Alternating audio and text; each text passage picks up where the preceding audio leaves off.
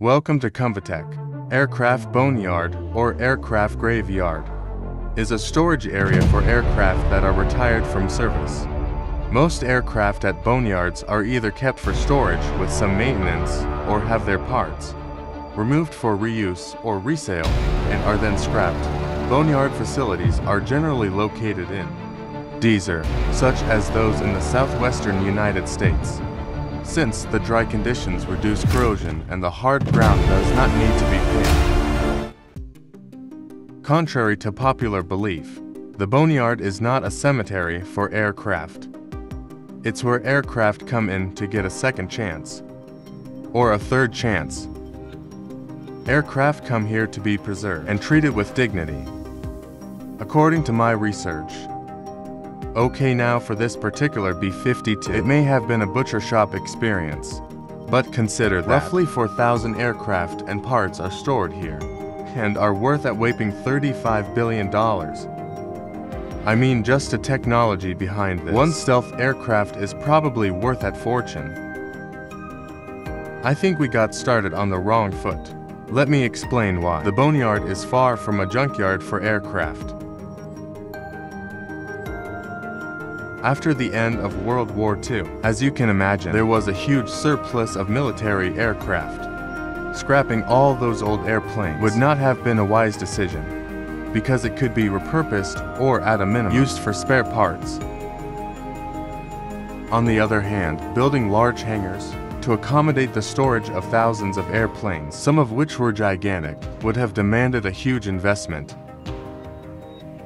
Luckily, the desert lands near Tucson, Arizona provided the perfect location for an outdoor storage facility, and not just because of the dry climate of that area. There was plenty of space in the desert. The boneyard currently covers an area of about 26 acres. At its peak, there were 6,080 aircraft stored at this facility. The ground here was as hard as concrete, so the heavy airplanes wouldn't sink into the desert floor, and there was no need to pave that massive area either. Of course, the low humidity and alkaline soil protected these airplanes against their biggest silent enemy, rust. However, there was one big problem. The desert gets very hot, especially during those sunny summer days in Tucson. The temperatures could reach over 100 degrees Fahrenheit or 38 degrees Celsius. But parts of the aircraft that are enclosed, like the cockpit, could easily heat up to double that temperature. And that can destroy the flight control systems and other electronics inside over time. So something needed to be done. This is why storage, or more precisely, preservation of aircraft, is a major skill set at the boneyard. But storage is only one of the many services that this facility provides. This is why the boneyard is formerly known as AMARG, or 309 Aerospace Maintenance and Regeneration Group. And they do some really cool things here, like taking fighter jets and turning them into drones. On average every day, one aircraft arrives at the boneyard and one leaves, and this is what happens to the aircraft upon arrival. If aircraft is first inspected and the components on board are for inventory purposes, naval aircraft, which used to operate from aircraft carriers, get a bit of a special treatment in the form of a thorough wash. This is done to eliminate any salt water or other corrosive agents that may be on the aircraft. To preserve the engine, the aircraft is moved to the flush farm. At this station, any residual jet fuel is drained from the engine. Shortly after, the aircraft is refueled, not with jet fuel, but with a lightweight Tenton oil. The personnel then run the engine, which draws the oil into the fuel system and the engine components. The oil helps preserve these components while they sit in storage. The oil is then drained from the engine and returned to holding tanks for later reuse. Next, the aircraft go to the cleaning station, where they are washed and checked for any signs of corrosion. Just to make sure nothing funny happens with the ejection seats. While the airplane is in storage, the actuators are removed. Deserts are dusty and hot, so parts of the aircraft are sealed using a black, water-based latex-type material known as Spraylat. Engine inlets and outlets are covered by aluminized cloth material called barrier paper. Spraylat and barrier paper are used not just to protect the aircraft against dust, but also against birds that may otherwise get into the engines. To prevent the cockpit temperatures from skyrocketing and destroying the internal components while the aircraft sits under the sun months and years, a white coating is applied on top of the black coating, which reflects much of the sunlight. With the help of this white coating, the internal temperature of the aircraft stays between 10 to 15 degrees of the outside temperature, even when it's scorching hot outside. Here's an interesting part.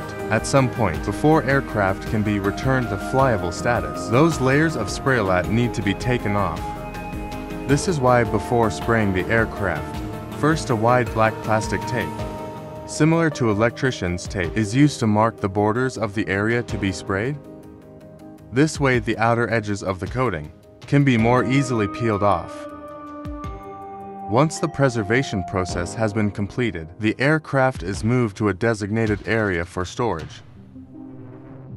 With no fuel in the tank is unlike someone could just roll in and steal these airplanes. So, why do they use cables to tie down the aircraft to the ground? It's not theft that the Boneyard personnel are afraid of. It's the wind. After all, aircraft are designed to fly using lift. And even though strong winds are likely not going to fly the airplane away, they can definitely move it, which can cause damage to that aircraft or the other ones parked nearby. And this is why some larger aircraft need up to 70 T-downs to keep them parked. One of the main contributions of AMARG is regeneration, which means taking an aircraft out of storage and returning it to flyable status. For example, turning fighter jets into drones. No, not those ones, these ones. These regeneration programs demand large hangars, like this $25 million hangar, which took 4.5 years to build. I guess someone thought that a massive hangar demands a massive pair of scissors for the opening ceremony. Thankfully, a wise guy brought his regular pair. The first full-scale drone conversions began in 1970s with the conversion of 153 F-1 Delta Daggers into their drone variant QF-10 to be used as aerial targets. The regeneration efforts continued with the F-10 Super Sabre, F-106 Delta Dart, F for Phantom, and F-16 Viper. The QF-16 aerial targets take 3 to 4 months to reactivate. They can be operated manned or unmanned. AMARG's flight test pilots take the aircraft for functional testing at least a couple of times. Of course, when they are used as an aerial target, the aircraft would be unmanned, I hope. In case you're wondering why the tail is painted red, that has nothing to do with the F-16 being converted to an aerial target. It's in fact a tribute to the Tuskegee Airmen, the first African-American military aviators in the U.S. Armed Forces, who during World War II used to paint the tail of their aircraft red, not only to make him more recognizable, but also as the symbol of the Tuskegee Airmen's pride, courage, and perseverance in the face of racial discrimination, those prevalent back in those days. Aside from regeneration programs, aircraft are sometimes pulled out of storage to be sold. In 2016, 2 KC-130s, which used to be operated by the Marine Corps, were sold to the Philippines Air Force under the Foreign Military Sales Program. In the event of natural disasters like typhoons, these aircraft can provide additional airlift capabilities for the Philippines. Even though some fleet of old aircraft are still active, many of their components and spare parts are not produced anymore. The Boneyard returns between $250 million to $500 million worth of aircraft parts annually to be used in active fleets, which otherwise would have had to be grounded. But not all aircraft at the Boneyard can be used for spare parts. Type 1000 aircraft are the ones that have a high potential to return to flying status, so no parts are removed from them. They are also completely ray-preserved every 4 years.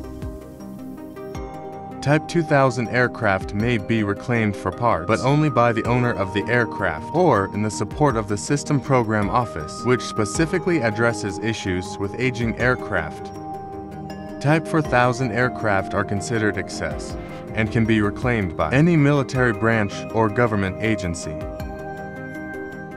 When aircraft are no longer needed, they are stripped off their hazardous and radiological components. They may then be donated to museums, or thus be transferred to disposition agencies that coordinate their sale as scrap.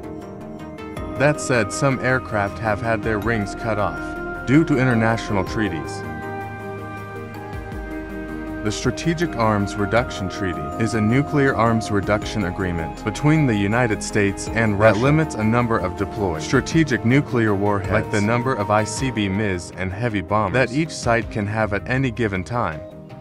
Basically, the US and Russia agreed that they both way too many ways to nuke each other, and decided to cut back a little bit.